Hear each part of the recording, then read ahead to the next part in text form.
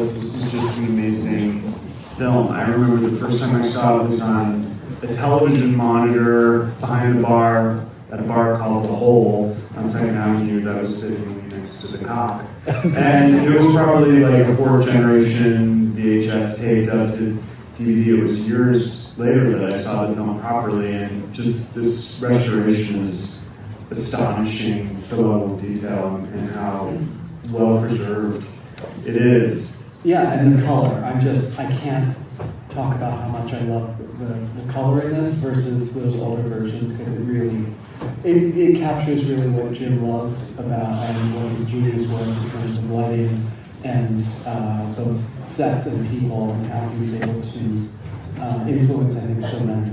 So can you tell us what your relationship was to this film and how you came into contact with James? Sure. So I met Jim in 1999. I'd known about the film for a long time and had seen it once or twice before. I used to live on the Bowery and Bleecker, and my friend Scott Ewald is here, had become friends with Jim. And there was a party at the old Beige at the Bowery Bar on 4th and Bowery. And it was a benefit for God's Love We Deliver. And each room was a different setup that was modeled on the film sets that he had built and was coming out for the Taschenberg that had just come out. And everything was created with seamless photo paper, glitter, sequins, glue, and just, it was all like cobbled together incredibly cheaply. In each room, so there was like the teddy bear room, and then there was the op art room, and there was the pan room, and there was the willow tree room, and we had like 6 weeks to pull this together. And Scott called me, because I had a background in film production, and Scott called and was like, "I need help, I can't manage this guy, he's crazy." And because he kept adding things and adding things and adding, we'd have like a 16-step process. He's like, "Oh, we have to take it back to step 8 and then add these 2 things," and we were all just, out of our minds. And none of them was getting paid, and we were all doing it because we loved Jim and we loved the work. But he was driving us crazy. And at the time I saw that he had a book agent, but the book agent was like, "The book's out, I'm done, I'm not a photo agent." He was represented at the time by Paul Morris Gallery. Paul ended up dropping him because Jim had a body of work. And so I could see that, fame is fickle. And he wanted it to go on, and I could see the writing on the wall. And I was like, "You need somebody to keep you housed, to pay your back taxes," or to deal. I didn't pay them, but I had to find the accountant I traded photographs for in order to get the taxes paid. I got him on food stamps. I, dealt with his lease, paid his electric bills. Just because he couldn't manage. He was an artist, and he didn't have that skill set. And so I started working for him in 99, 2000. And through the end, he died in 2022. He died of COVID. He was 88, and he had ups and downs. He would have periodically things would come through, but I knew that I needed to stick around to maintain the legacy, and here we are. And thank you for doing that. Obviously Jim had a fraught relationship to the film industry or business in general, and we all see that he disavowed the film and credited it to Anonymous. Can you tell us, what was the nature of the dispute he had with the producers and funders of the film, and how did that disintegrate? Well, he started filming in 63 and finished in 69, 70, and then was editing on a Steenbeck and doing optical printing, which you can see here with in the Arabian Nights piece, which is just very labor intensive and time consuming in an analog process. And if he had his way, he would have been cutting for another 5 years. He was never satisfied.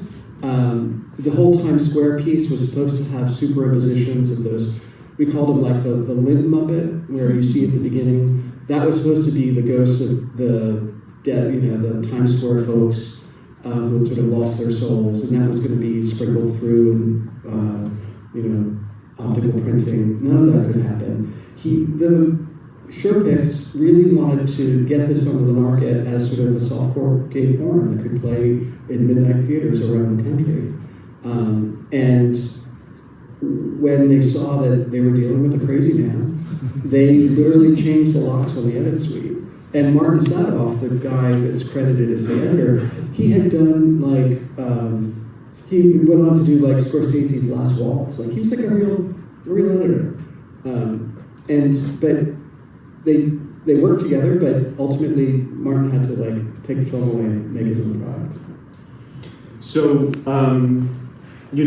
this film was being produced the year that Warhol embarked on filmmaking, and I believe the same year Seth Jackson did Flaming Creatures and Ken Enger did Scorpio Rising. Yes. Jim had no idea who those people were. He knew who Warhol was. He didn't know Warhol made movies. He didn't know Kenneth Enger. He didn't know Jack Smith, even though they lived like 6 blocks away from each other. Like he did, he had his life. He moved to New York in 1951, and he was a drag queen at a pre-Stonewall Mafia bar on 2nd Avenue and 4th Street. And Chloe U2, which then became a sex club, a gay sex club in like the 90s, 2000s. And then through that, he was in drag as a character named Terry Howe, where he would dress up as like Carol Channing and taking a lot of speed and just super thin, as opposed to what later in life. And through that, he met the sort of burlesque dancers that would escort the queens onto the stage, were these just like really hot guys in skimpy clothes. And Jim would make the costumes and build the sets.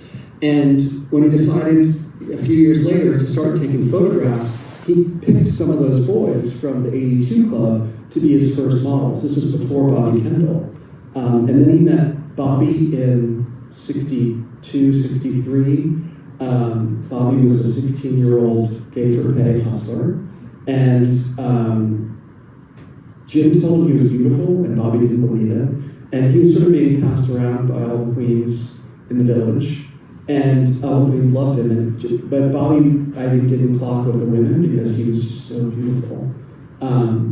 But I told the story, like, I have the model release signed by Bobby's father because Bobby was 16. So, more on Bobby. That's everybody wants to know about Bobby. If Bobby today is 75 years old. I just want to point that out. This was 60 years ago. Living with his wife in Atlanta. He's got, he left. He was never gay. I mean, Jim would suck his dick and fluff him and all that.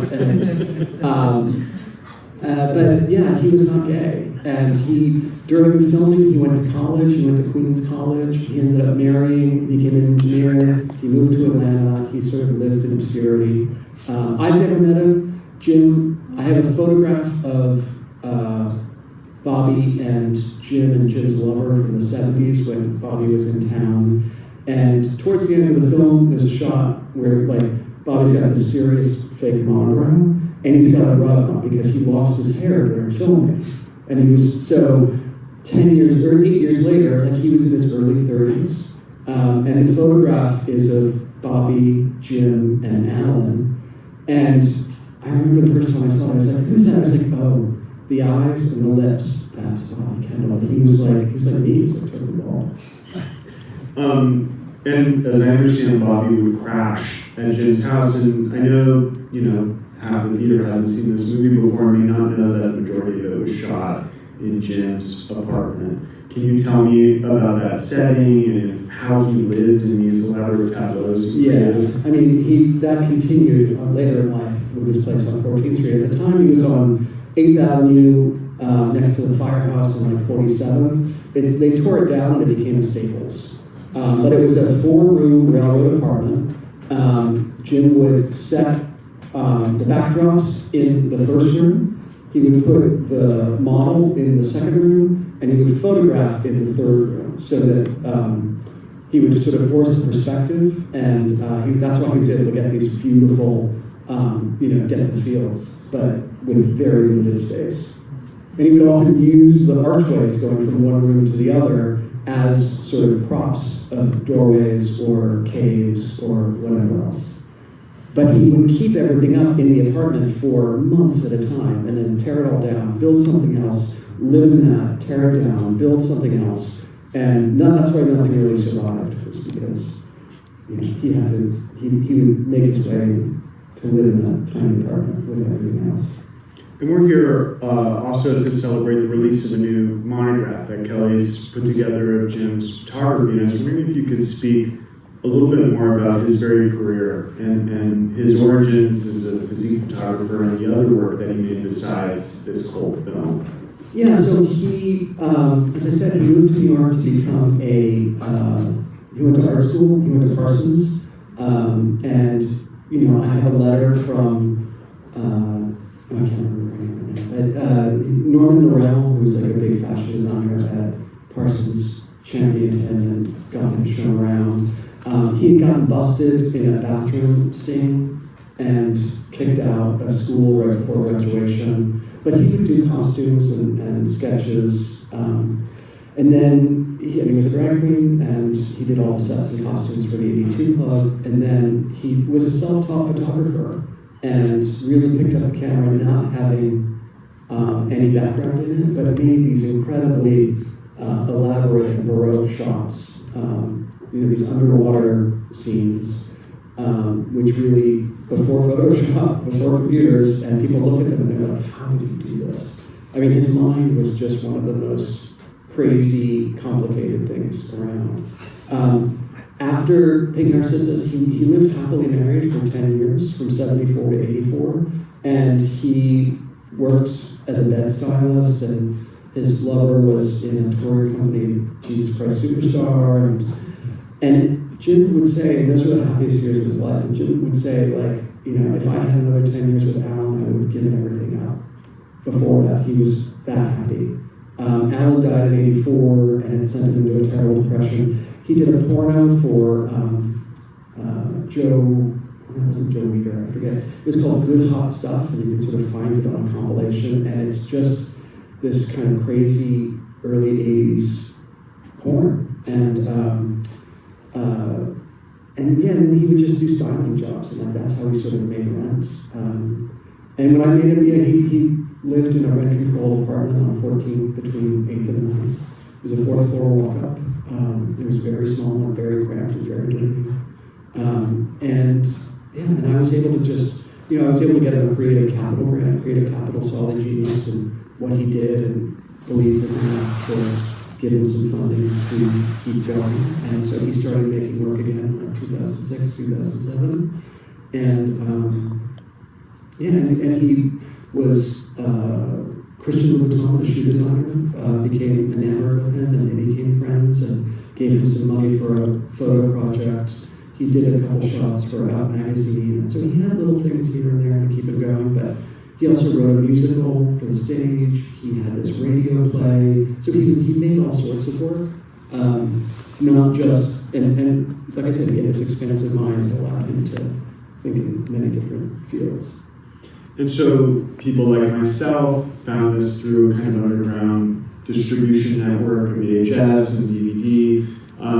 By the time that Jim came around and was willing to take credit for the film, had he kind of come to terms with the compromises that he made? And was he heartened to know that a new generation was so kind of rapturously fanatical about this film? He never came around to the final product. He would disavow it publicly all the time. But he really appreciated, he's like, if you like it, I'm happy. Like he could accept that other people that loved what had been made, and the germ of it was something that started with him, but ultimately that it had been taken away from him. But he could recognize that he's like, if all these people love it, something must be right.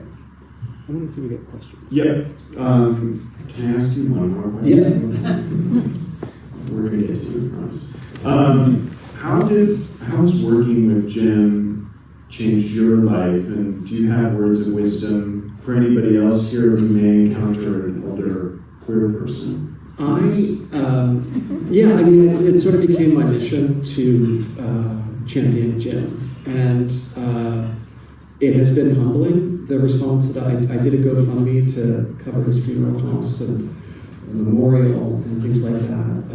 And we raised like $30,000. To put Jim in the ground cost $11,000. And then we had an event at St. Mark's on the Bowery and Memorial. It was lovely. That's what Jim wanted. Getting out of his apartment was a lot of money. Everything has been in storage up in Hudson, where I live now. I ended up burying him in Hudson, which is, I'm here and I'm happy, and I go to the grave a lot. I really feel like it's been, it's been just something that's been really important to me to know that I've been able to see even years later, and so many people like under 40 that are here. And what's crazy is I always tell the story, like, I got interviewed by UCLA by this like 19-year-old reporter, and he's like, so what does it mean when Charlie XCX says that they love Jim Bidgood? And I didn't believe her. And I Googled it, and like 5 years ago, when she was like 25, she said, oh, I love Pierre and Gilles, but I really love James Bidgood and Narcissus. And I was like, of course you do. Of course you do. Like, that to me is like, and artists see artists, and it's just so heartening that like this stuff keeps getting rediscovered. And so part of what we've got the books for sale, there are posters of the statues and another shot that are on the poster Toddy website. And I've got these t-shirts that I've been walking around for 10 years that say Narcissus by Anonymous. If you buy a t-shirt or the poster, my part of the profits for that are going, I'm putting a plaque. There's an artist park over at 14th Street and 8th Avenue, Jackson Square Park. Jim used that as his office because he lived in a 4th-floor, filth-ridden walkout. And anytime anybody wanted to meet, he's like, let's meet in my office. And we go to Think Coffee and like that, and then we go sit in the park. And they have these benches and plaques for artists. And it's like $2,500 for 10 years. And I want to honor Jim with a plaque. So I'm selling these shirts to help cover some of that, because all that GoFundMe money is gone. Questions from the audience? We have a microphone.